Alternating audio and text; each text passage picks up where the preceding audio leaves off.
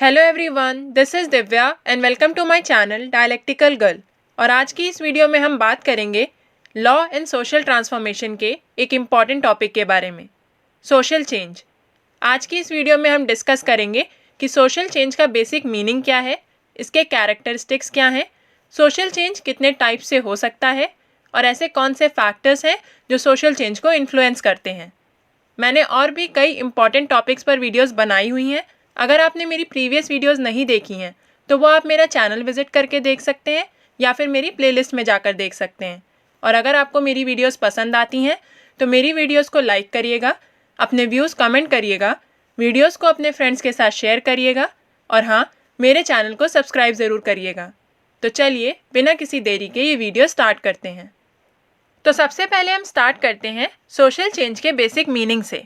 तो अगर हम सोशल चेंज को दो पार्ट में डिवाइड करें तो एक होता है सोशल एंड दूसरा है चेंज।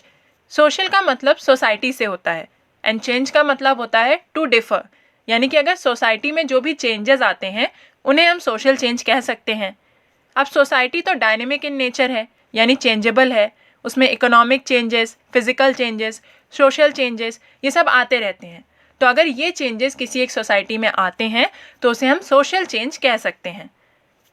सोशल चेंज का बेसिक मीनिंग हुआ changes that take place in a society, यानी कि वो चेंजेस जो सोसाइटी में होते हैं उन्हें हम सोशल चेंज कहते हैं।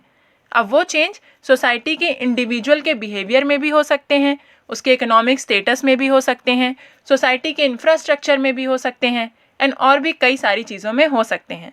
तो बेसिकली सोशल चेंज का मतलब हुआ वो सारे चेंजेस जो एक सोसाइटी में होते हैं, चाहे वो इकोनॉमिकली हों, सोशली हों, फिजिकली हों या किसी इंडिविजुअल से रिलेटेड हों।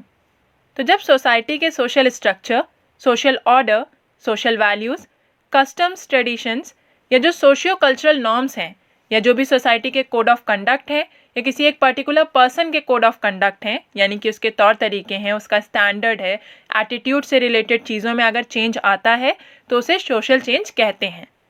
इसे अगर हम सिंपलर वर्ड्स में समझें तो सोसाइटी का जो भी सोशल स्ट्रक्चर है, सोशल ऑर्डर है या सोशल वैल्यूज़ हैं, अगर उनमें कोई चेंज आता है तो उसे हम सोशल चेंज कह सकते हैं। अगर सोसाइटी के कस्टम, ट्रेडिशन या सोशियो कल्चरल नॉर्म्स में चेंजेस आता है तो उसे हम सोशल चेंज कह सकते हैं। सोसाइटी के कोड ऑफ कंडक्ट या उस सोसाइटी में जो एक पर्टिकुलर इंडिविजुअल रह रहा है उसके कोड ऑफ कंडक्ट में कोई चेंज आता है, यानी उसके रहने के तौर तरीके में, उसके स्टैंडर्ड यानी लिविंग स्टैंडर्ड में, एटीट्यूड में, इन सब चीज़ों से रिलेटेड भी अगर कोई चेंज आता है तो उसे हम सोशल चेंज कहते हैं। जब भी कभी सोशल चेंज होता है तो सोशलाइजेशन का प्रोसेस भी उसी के अकॉर्डिंग चेंज होता है। सोशलाइजेशन का क्या मतलब हुआ कि एक पर्टिकुलर इंडिविजुअल सोसाइटी में कैसे बिहेव करेगा ताकि जो बाकी के इंडिविजुअल्स हैं वो उसके बिहेवियर को एक्सेप्ट कर लें, यानी कि उसका एक्सेप्टेबल बिहेवियर क्या होना चाहिए, सोसाइटी में वो कैसे सोशली मिक्स होगा, ये चीज़ सोशलाइजेशन कहलाती है। तो जब भी कभी सोशल चेंज होता है तो जो सोशलाइजेशन का प्रोसेस है वो भी उसी सोशल चेंज के अकॉर्डिंग चेंज होता है। और जो एक इंडिविजुअल होता है सोसाइटी का, वो सोसाइटी का एक एक्टिव मेंबर भी होता है और वो इस सोशल चेंज का एजेंट भी होता है और वही इसका टारगेट भी होता है, क्योंकि वही सोशल चेंज लाता है और वही इससे इफेक्ट या इन्फ्लुएंस होता है। यानी कि जो एक पर्टिकुलर इंडिविजुअल है वही सोशल चेंज के प्रोसेस को स्टार्ट करता है और एंड में जब इस प्रोसेस के रिजल्ट्स आते हैं तो वही इनसे इफेक्ट या इन्फ्लुएंस भी होता है। तो हम कह सकते हैं कि जो भी एक पर्टिकुलर इंडिविजुअल है जो सोसाइटी का एक एक्टिव मेंबर है वही सोशल चेंज लाता है और वही इससे इफेक्ट होता है या इन्फ्लुएंस होता है, इसीलिए वही सोशल चेंज का एजेंट होता है और वही इसका टारगेट भी होता है। एक पर्टिकुलर पीरियड के बाद या फिर कई सालों के बाद यूनिवर्स या सोसाइटी का हर एक मेंबर सोशल चेंज को फेस करता है, यानी कि उसके सामने ये चेंजेस अकर होते हैं। एक पर्टिकुलर सोशल ऑर्डर कई सालों तक नहीं चल सकता, कुछ ना कुछ चेंजेस होना तो तय है। फॉर एग्जाम्पल अगर हम बात करें सती प्रथा की या देवदासी प्रथा की, तो ये जितनी भी प्रैक्टिसेस थी ये विमेंस के लिए डेरोगेटरी और डिस्क्रिमिनेटरी थी। तो समय के साथ साथ लोगों ने इन चीज़ों को जाना और ये सारी चीज़ें चेंज हुई। हम और भी कई एग्जाम्पल्स ले सकते हैं, जैसे कि untouchability, child marriage etcetera. With the passage of time लोगों ने जाना कि ये चीज़ें सही नहीं हैं और इनसे रिलेटेड लॉज बनाए गए और इन्हें प्रोहिबिट किया गया। एक पर्टिकुलर टाइम पीरियड में सोसाइटी के जो लोग होते हैं वो कुछ certain rules and regulations, customs, traditions, values and belief से गाइड होते हैं, यानी कि इन rules regulations, customs, traditions, values और बिलीव्स को फॉलो करते हैं और इनके अकॉर्डिंग ही एक्ट करते हैं। उन्हें इन्हीं चीज़ों के अकॉर्डिंग अपने आप को मैनेज और गाइड करना होता है। उन्हें अपना स्टाइल ऑफ लिविंग, अपने काम करने का तरीका, अपने बिजनेस, प्रोफेशन और कंडक्ट, इन सभी चीज़ों को इन्हीं rules, regulation, customs, tradition etcetera के अकॉर्डिंग ही मैनेज करना होता है। ये rules, regulation, customs etcetera society के हर एक इंडिविजुअल पर अप्लाई होते हैं, चाहे वो यंग हो या फिर old. Everyone is guided by these rules and belief. जो चिल्ड्रन होते हैं उनका सोशलाइजेशन प्रोसेस भी इन्हीं सब चीज़ों से इन्फ्लुएंस होता है। सोसाइटी में एक पर्सन को क्या करना चाहिए और क्या नहीं करना चाहिए, यही वो चीज़ें हैं जो सोशलाइजेशन के प्रोसेस को इन्फ्लुएंस करती हैं। अब सोशलाइजेशन का मतलब होता है कि एक पर्सन को कैसे बिहेव करना चाहिए सोसाइटी में। तो ये जो रूल्स एंड बिलीव्स हैं, ये एक स्टैंडर्ड बताती हैं जिसके अकॉर्डिंग इंडिविजुअल को एक्ट करना चाहिए। लेकिन ये rules and belief permanent in nature नहीं है। एक टाइम पीरियड के बाद इवोल्यूशन या रिवोल्यूशन के कारण सोशल लाइफ के एस्पेक्ट्स में हल्का सा या फिर बहुत गहरा चेंज आता है। अब कुछ केसेस में ये चेंज स्लोली एंड ग्रेजुअली आता है एंड कुछ केसेस में ये चेंज तेज़ी से आता है। कुछ केसेस में ये सब्सटैंशियल या ड्रास्टिक चेंज हो सकता है, वहीं कुछ केसेस में ये ग्रेजुअल और लो ऑर्डर का चेंज भी हो सकता है। अब हम बात करते हैं सोशल चेंज के कैरेक्टरिस्टिक्स के बारे में। तो सबसे पहले तो ये यूनिवर्सल फिनोमेना होते हैं। दूसरा, social change continuous in nature होता है। तीसरा, सोशल चेंज की जो स्पीड होती है वो यूनिफॉर्म नहीं होती है। ये हमने पहले भी डिस्कस किया कि जो सोशल चेंज होता है या तो वो स्लोली और gradually over the period of time होता है, या फिर वो सब्सटैंशियल या फिर ड्रास्टिक चेंजेस हो सकते हैं जो बहुत ही तेज़ी से होते हैं। अब हम बात करते हैं टाइप्स ऑफ सोशल चेंज की, यानी कि सोशल चेंज कितने तरीक़ों से आ सकता है। अब जो भी हमने पहले डिस्कस किया उसके अकॉर्डिंग सोशल चेंज को हम 2 टाइप्स में कैटेगराइज कर सकते हैं। पहला इवोल्यूशनरी सोशल चेंज एंड दूसरा रिवोल्यूशनरी सोशल चेंज। तो सबसे पहले हम बात करते हैं इवोल्यूशनरी सोशल चेंज की। तो जैसे कि इसका नेम सजेस्ट कर रहा है, it is based on the process of evolution. ये चेंजेस काफ़ी लंबे पीरियड ऑफ टाइम में स्लोली और ग्रेजुअली अकर होते हैं। ये ड्रास्टिक या रिमार्केबल नहीं होते हैं।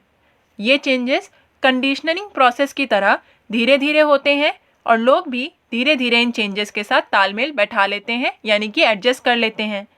फॉर एग्जाम्पल, पुराने समय में मैरिड वुमेन अपने सर पर पल्लू रखती थी। अभी भी ऐसा होता है कई जगह पर, बट मोस्टली अब ऐसा होना बहुत कम हो गया है। धीरे धीरे सोसाइटी मॉडर्नाइज हुई है, बट ये चेंज कोई सडन चेंज नहीं है, यानी कि ये कोई ड्रास्टिक चेंज नहीं है। With the period of time slowly and gradually ये चेंज आया है और इस टाइप के चेंजेस को हम इवोल्यूशनरी सोशल चेंज कहते हैं। अर्बनाइजेशन और वेस्टर्न इन्फ्लुएंस की वजह से लोगों ने इन चेंजेस के साथ ग्रेजुअली एडजस्ट कर लिया है। लोग इन प्रोसेस के साथ बेटर एडजस्ट इसलिए कर पाते हैं क्योंकि ये प्रोसेस धीरे धीरे या फिर ग्रेजुअली होते हैं और इसी वजह से इनके साथ एडजस्ट करना ईजी हो जाता है। जबकि जो सडन चेंजेस होते हैं यानी ड्रास्टिक चेंजेस होते हैं, उनके साथ एडजस्ट करना थोड़ा डिफ़िकल्ट होता है। अब हम और भी कई एग्जांपल्स ले सकते हैं इवोल्यूशनरी सोशल चेंज के, जैसे कि पहले जो मेन होते थे वो कुर्ता पैजामा, धोती एक्सेट्रा पहनते थे, बट अब jeans, T shirt and other western dresses भी पहनते हैं। अब वुमेन और गर्ल्स हायर एजुकेशन या को एजुकेशनल इंस्टीट्यूशंस या फिर army, navy, air force etcetera join कर सकती हैं, जबकि पहले की सोसाइटीज़ में उन्हें ये चीज़ें अलाउड नहीं थीं। पॉलिटिक्स में जाना या स्पेस में जाना या फिर कोई भी और जॉब करना, ये सब चीज़ें पहले सिर्फ मेल्स को ही अलाउड थीं, लेकिन अब विमेन भी इन सारी चीज़ों को ज्वाइन कर सकती हैं, इनमें पार्टिसिपेट कर सकती हैं। अब तो हस्बैंड्स भी घर के काम करते हैं, जबकि 100 ईयर्स पहले ये चीज़ें एक्सेप्टेबल नहीं थीं और अब तो ये इंडियन सोसाइटी में एक आम बात हो गई है। और ये सब इवोल्यूशनरी सोशल चेंज की वजह से ही पॉसिबल हुआ है।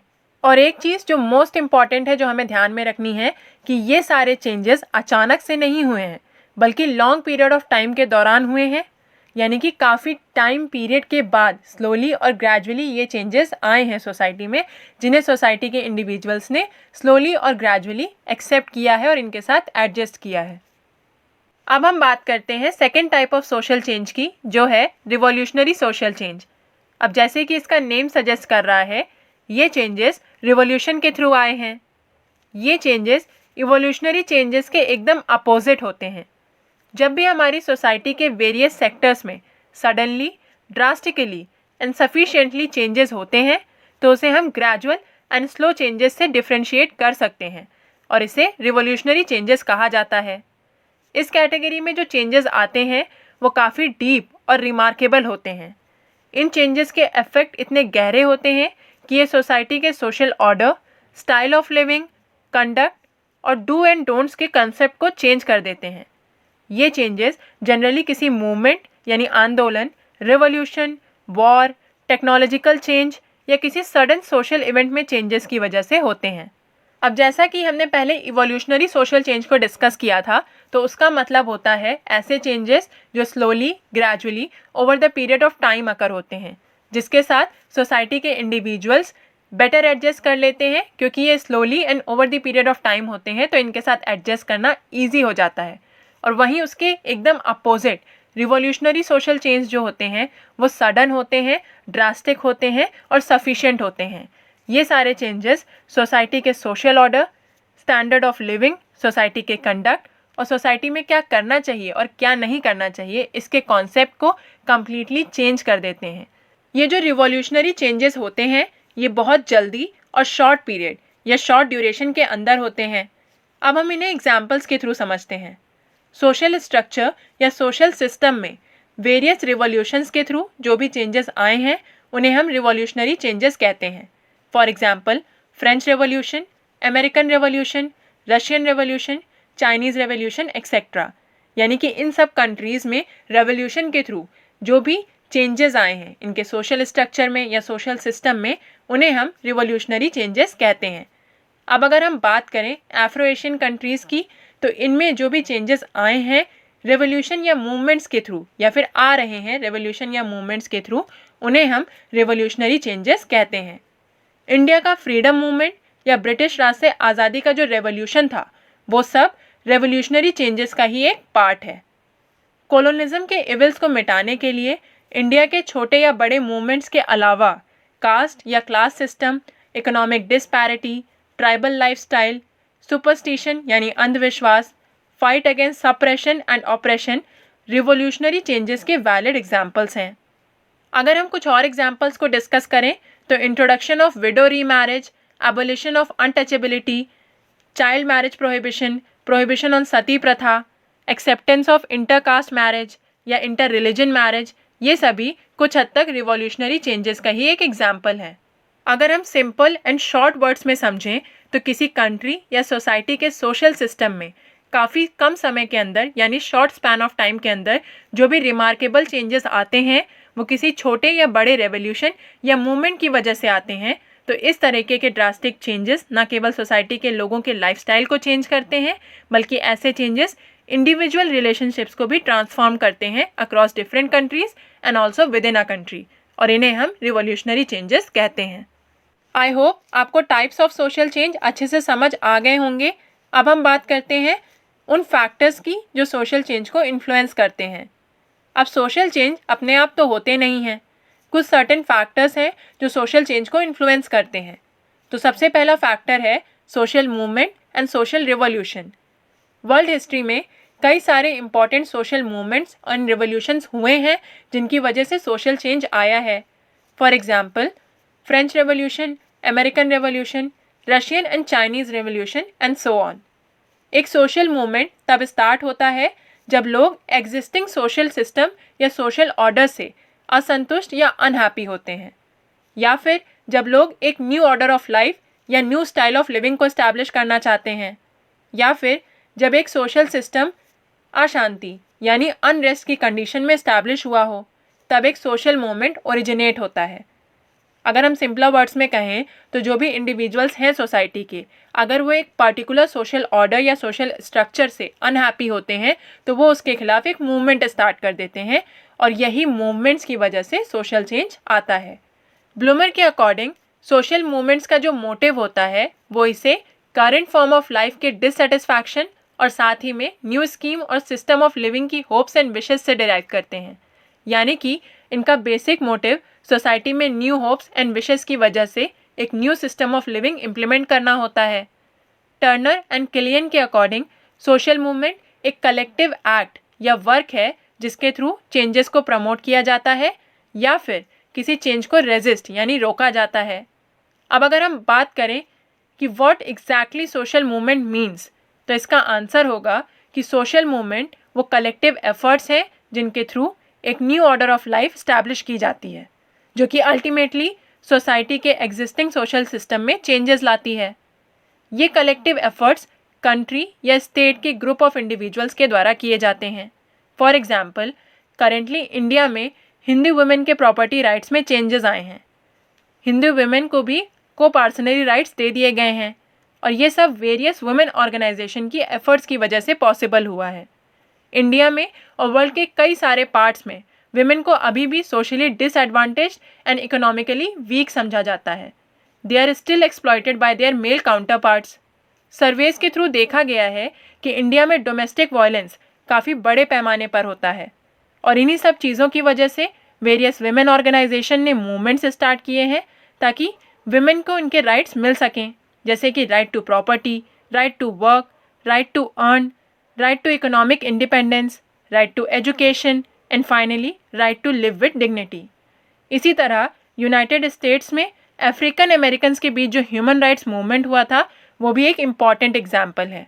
इन शॉर्ट अगर हम बात करें तो अगर इंडिविजुअल्स अपना कलेक्टिव एफर्ट देते हैं किसी भी सोसाइटी के सोशल ऑर्डर, सोशल वैल्यूज़ या सोशल स्ट्रक्चर में चेंजेस लाने के लिए, तो उसे हम सोशल मूवमेंट कह सकते हैं और यही सोशल मूवमेंट आगे चलकर सोशल चेंज लाता है।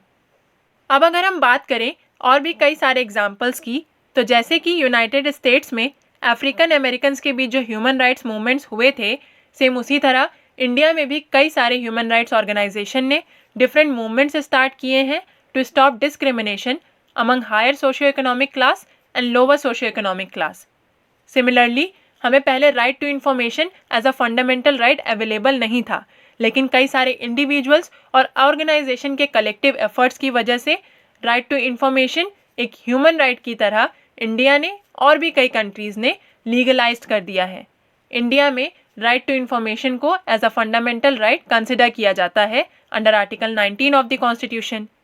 सोशल मूवमेंट सिर्फ ऑर्गेनाइजेशंस के थ्रू ही इनिशिएट नहीं किए जा सकते हैं, बल्कि ये टॉर्चर्ड, निगलेक्टेड या ह्यूमिलिएटेड पर्सन्स द्वारा भी इनिशिएट किए जा सकते हैं।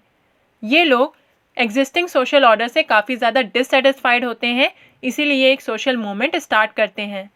स्टार्टिंग में ये सोशल मूवमेंट का पैटर्न काफ़ी अनसर्टेन या अनऑर्गेनाइज्ड होने के कारण ये मूवमेंट्स कुछ लोगों द्वारा शुरू किए जाते हैं, but gradually over the time ये मूवमेंट एक कंक्रीट शेप एक्वायर कर लेते हैं and large number of people आगे आकर इनमें पार्टिसिपेट करते हैं और इसके बाद ये मूवमेंट्स और ज़्यादा ऑर्गेनाइज्ड एंड कोऑर्डिनेटेड हो जाते हैं और इनका एक फॉर्मल लीडर भी होता है।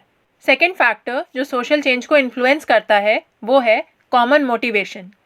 एक सोशल मूवमेंट को सक्सेसफुल बनाने के लिए लोकल अटेम्प्ट्स को कोऑर्डिनेट करना काफ़ी ज़्यादा ज़रूरी होता है और साथ ही में डिसकंटेंटमेंट यानी असंतोष के कारण purpose and forms of action जिनके थ्रू हमें गोल अचीव करना है उनको भी कॉम्प्रिहेंसिवली फॉर्मुलेट करने की ज़रूरत होती है। लीडर के अंदर लीडरशिप क्वालिटीज़ ना होने के कारण सोशल मूवमेंट्स टूट जाते हैं क्योंकि ऐसे लीडर्स लोगों को प्रॉपरली गाइड नहीं कर पाते हैं और इन मूवमेंट्स की सक्सेस अफेक्टेड लोगों के कोऑपरेशन एंड कोऑर्डिनेशन पर भी डिपेंड करती है। ये सोशल मूवमेंट जो कि सोशल चेंज का बेस होते हैं वो अपने मोटिवेशनल बेस पर स्टैंड करते हैं। सभी पार्टिसिपेंट्स और मेंबर्स का एक सिंगल मोटिव होना चाहिए, for example women empowerment, right to information और civil rights, equal opportunity to every citizen etcetera. तो कॉमन मोटिवेशन का मतलब हुआ कि जितने भी इंडिविजुअल्स अपने कलेक्टिव एफर्ट्स दे रहे हैं उनका एक कॉमन मोटिवेशन होना चाहिए, एक कॉमन मोटिव होना चाहिए, चाहे वो वुमेन एम्पावरमेंट के लिए हो, चाहे वो राइट टू इन्फॉर्मेशन और सिविल राइट्स के लिए हो या फिर equal opportunity to every citizen के लिए हो। इन सब का एक कॉमन मोटिव होना चाहिए और इन्हें प्रॉपर कोऑपरेशन और कोऑर्डिनेशन के साथ चलना चाहिए, तभी ये मूवमेंट सक्सेसफुल हो सकते हैं। थर्ड फैक्टर जो सोशल चेंज को इन्फ्लुएंस करता है वो है कॉमन नीड।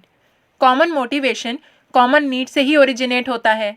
जब किसी पर्टिकुलर सोशल मूवमेंट में several spheres of life included होते हैं, जैसे कि change in working condition, right to vote, right to information etcetera, तो ये ब्रॉड चेंजेस या तो रिवॉल्यूशनरी या इवोल्यूशनरी तरीके से लड़कर लाए जाते हैं।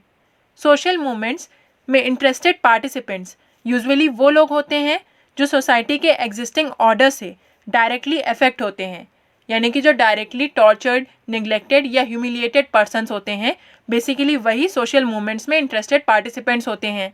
लेकिन कई बार ऐसा देखा गया है कि वो लोग जो सोशल और ह्यूमन राइट एक्टिविस्ट होते हैं, वो बिना डायरेक्टली अफेक्ट हुए भी अफेक्टेड पर्सन्स के लिए आवाज़ उठाते हैं और इन मूवमेंट्स में एक लीडिंग रोल प्ले करते हैं। रिवॉल्यूशनरी मूवमेंट्स सोशल चेंज को क्विकली अचीव करने में बहुत ज़्यादा हेल्पफुल होते हैं। कॉमन नीड को अगर हम एग्जाम्पल्स के थ्रू समझें तो एक वुमेन जो खुद चाइल्ड मैरिज के इविल इफेक्ट्स और सफरिंग्स को एक्सपीरियंस कर चुकी है, वो आगे चलकर चाइल्ड मैरिज के अगेंस्ट मूवमेंट स्टार्ट कर सकती है। सेम इसी तरह अगर लैंडलेस लेबरर्स के जो लीडर है वो अगर खुद लैंडलेस है तो उसे इस जो रेवोल्यूशन है या मूवमेंट है इसकी अहमियत पता होगी। तो जितने स्ट्रॉन्ग नीड होती है उतनी ही ग्रेट मोटिव होगा फॉर सोशल चेंज एंड उतना ही हायर सक्सेस रेट भी होगा। यानी कि जितनी स्ट्रॉन्ग नीड है हमारी उतना ही ग्रेट हमारा मोटिव होगा कि सोशल चेंज आए सोसाइटी में और उतने ही हायर सक्सेस के चांसेस होते हैं हमारे मूवमेंट के। अब हम बात करते हैं फोर्थ फैक्टर की जो इन्फ्लुएंस करता है सोशल चेंज को, long standing suffering due to suppression and operation. यानी कि अगर कोई एक पर्सन किसी दूसरे पर्सन के द्वारा सप्रेस या ऑपरेस किया जा रहा है तो वो भी सोशल मूवमेंट को इनिशिएट कर सकता है और सोशल चेंज ला सकता है। ये फैक्टर किसी एक या नंबर ऑफ इश्यूज पर बेस्ड सोशल चेंज को लाने वाले सोशल मूवमेंट को काफ़ी ज़्यादा इन्फ्लुएंस करता है। यानी कि अगर कोई एक पर्टिकुलर इशू है या फिर नंबर ऑफ इश्यूज़ हैं जिसके ऊपर हमें सोशल चेंज लाना है, तो उसका जो मूवमेंट इनिशिएट होगा वो इस फैक्टर की वजह से भी इनिशिएट हो सकता है, यानी कि सप्रेशन या ऑपरेशन की वजह से भी इनिशिएट हो सकता है। सप्रेशन चाहे वो हायर सोशियो इकोनॉमिक ग्रुप द्वारा लोअर सोशियो इकोनॉमिक ग्रुप का हो रहा हो, या फिर हाई कास्ट लोअर कास्ट को सप्रेस कर रही हो, या फिर high rank employ low rank employ को सप्रेस कर रहा हो, या और भी कई सारी प्रॉब्लम्स जो caste and class based society से रिलेट करती हैं, वो सभी सोशल चेंज की भावना को पैदा करती हैं।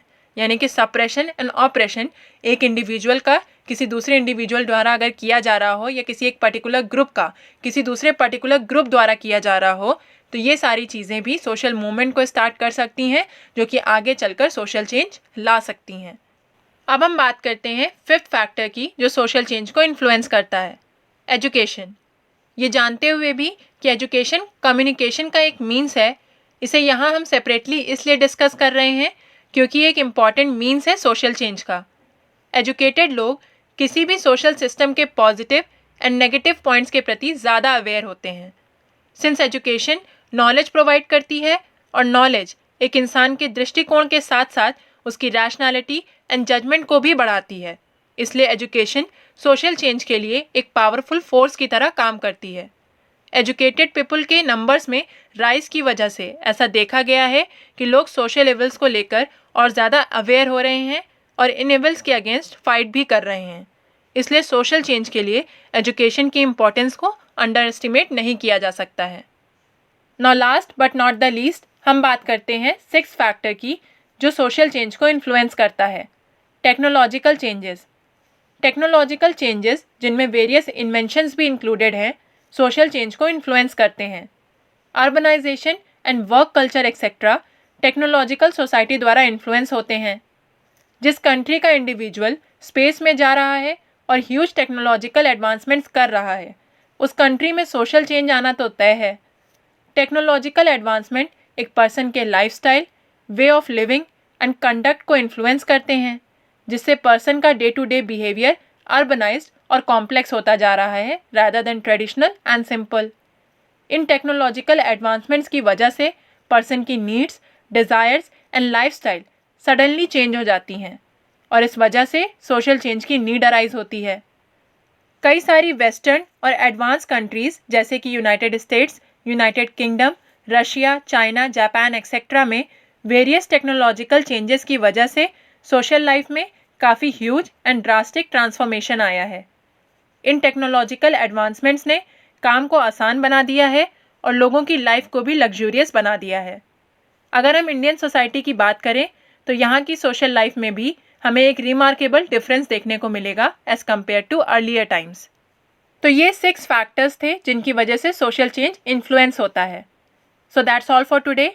आई होप आपको आज की इस वीडियो के सारे पॉइंट्स अच्छे से समझ आए होंगे और क्लियर हुए होंगे।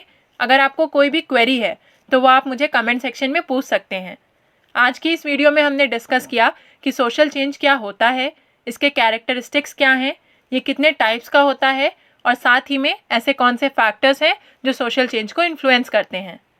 अगर आपको ये वीडियो पसंद आई है तो do like this video, share this video with your friends, and yes, don't forget to subscribe to Dialectical Girl for more such educational content. Thank you for watching.